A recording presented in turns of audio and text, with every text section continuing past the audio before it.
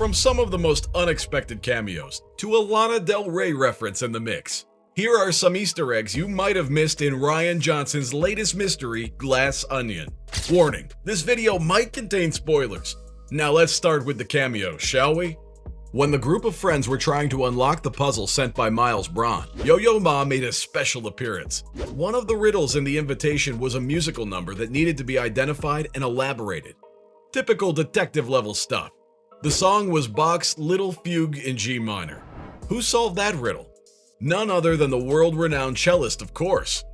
He then explained that this song in particular becomes something else entirely when layered on top of itself.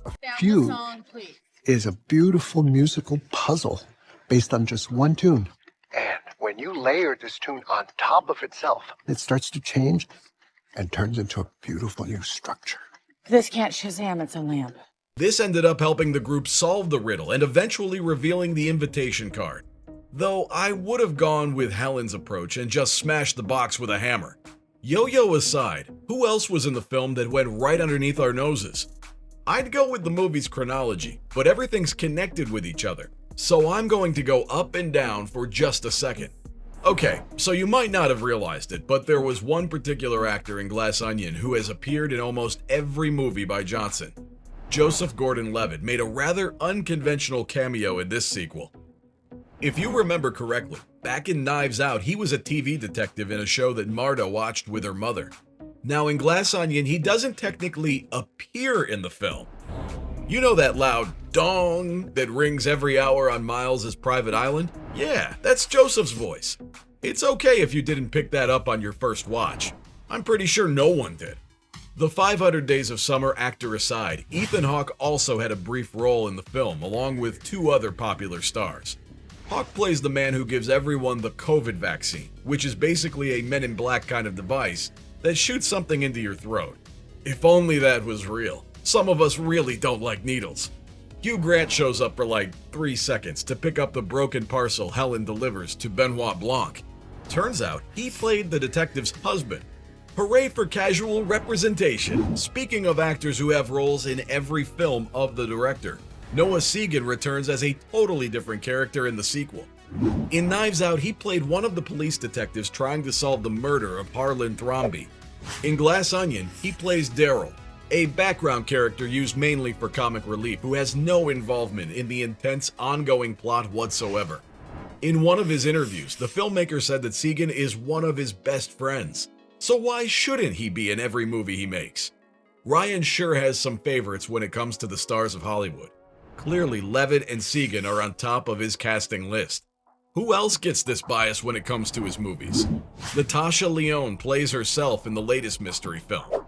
When Blanc was playing Among Us in his bathtub to kill time in the pandemic, we see an ensemble of familiar faces on his laptop. Even though this movie was released in 2022, can I just say that we've all been where Daniel Craig was at one point in the lockdown? Do people even still play that game anymore? So his friends on the video call include Leon, Angela Lansbury, basketball player Kareem Abdul-Jabbar, and Broadway composer Stephen Sondheim. And guess what? Surprisingly, all of these celebrities have something to do with the mystery genre.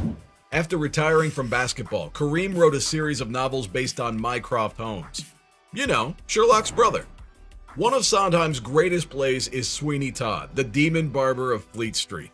And yes, there's some killing involved in that. Lansbury is well known for her performance as Jessica Fletcher on Murder, She Wrote.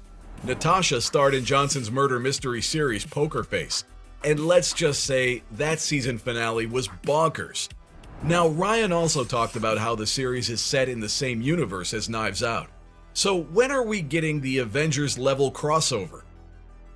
I mean, M. Night Shyamalan did it so effortlessly with Unbreakable and Split. Benoit's friends were all playing that famous game that no one plays anymore, right? Guess what? Even that had something to do with the movie. I don't need to go over the rules of the game now, do I? A bunch of space alien things are on a ship, and one of them is an imposter. This kind of looks like the group of people on Braun's private island where the imposter is none other than the woman pretending to be her sister, Andy Brand. In Among Us, this person is usually the murderer. In the movie, the imposter is the one trying to solve the murder when the crewmates, or in this case, the disruptors have committed the crime. But if you think about it, Helen isn't the only imposter on the island. Miles is pretending to be some tech genius and philanthropist with amazing ideas. In reality, he's just a very big idiot. Sorry, there's no other way to put it. Which brings me back to the premise of the game. In the end, the imposter, or Miles, is actually the murderer. Talk about an Inception moment. As far as Easter eggs are concerned, let's talk a little more about Braun's character, shall we? In the flashbacks, we see the fraud dressed as recognizable figures. If you noticed, Miles' entire career is based on other famous and successful people who have made a name for themselves. Back at the Glass Onion Bar, he was dressed up as Frank T.J. Mackey from the 1999 movie Magnolia, directed by Paul Thomas Anderson. Frank was a pickup artist, and the fact that Braun chose to be him meant that he tried to charm everyone around him. As for his narcissism, well, that's very on brand with the character too. In another scene, there's a frame of the Alpha owner holding his famous napkin after betraying his partner Andy. And who's better than the one and only Steve Jobs to mimic when it comes to success? Back when he argued with Brand for their, brand, he wore the exact same thing as Steve. From the haircut to the black turtleneck, it was as if we were watching yet another biopic of the Apple CEO. So many cameos and so many references, all in one movie. Johnson really did his homework with this one. To think that the film's Easter eggs would be props and moments featured from the director's previous work. Most of it ended up being clues to all the characters, like the scene where they showed up with different masks.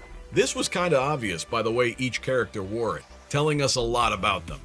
Lionel was properly covered from nose to chin with a big mask. This tells us that he believes in the facts and what science has to say about the pandemic. It also meant that he's the more logical and smarter person in the group.